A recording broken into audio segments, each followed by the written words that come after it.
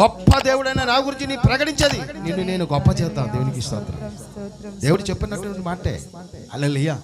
లోక సంబంధమైనటువంటి ప్రతి వస్తువుని పెట్టి, లోక సంబంధముగా మనకిచ్చినటువంటి ప్రతి దానిని పెట్టి మనము అనేక మందితో ప్రకటిస్తారు. కానీ మమ్మల్ని తల్లి కడుపులో రూపము చేసి ఆ పరిశుద్ధ స్వరూపమందు మమ్మల్ని సృజించి ఆ జీవాత్మ మనలో ప్రోక్షించి ఈ భూమియు ఆకాశము సముద్రము సంపూర్ణముగా మన కొరకు సృజించి సమస్త సృష్టిని మన కొరకు సృజించి ఆకాశంలో ఉన్న సమస్తము మన కొరకు నా కొరకు సృజించి ఈ భూమికి మమ్మల్ని పంపించి తన ఆత్మ మా మీదే పంపించి తన ఏకైక కుమారుని ద్వారా మనకు రక్షణ భాగ్యం కలిగజేసి మన పాపాలు కడిగి పరిశుద్ధుడిగా మార్చి నిత్య సియోను మన కొరకు సిద్ధము చేసి త్వరగా మమ్మల్ని చేర్చుకోవడానికి వచ్చి తర్వాత తనతో కలిసి హల్లెలూయా ఆ మహిమగల మహోన్నతమైన నిత్య సియోనులో ఎల్లప్పుడూ నాతో కలిసి ఉంటారని సత్యముగా మనతో చెప్పిన జీవముగల దేవుని మహిమగల మహోన్నతమైనటువంటి కార్యం ఎంతమందితో ప్రకటిస్తున్నారు.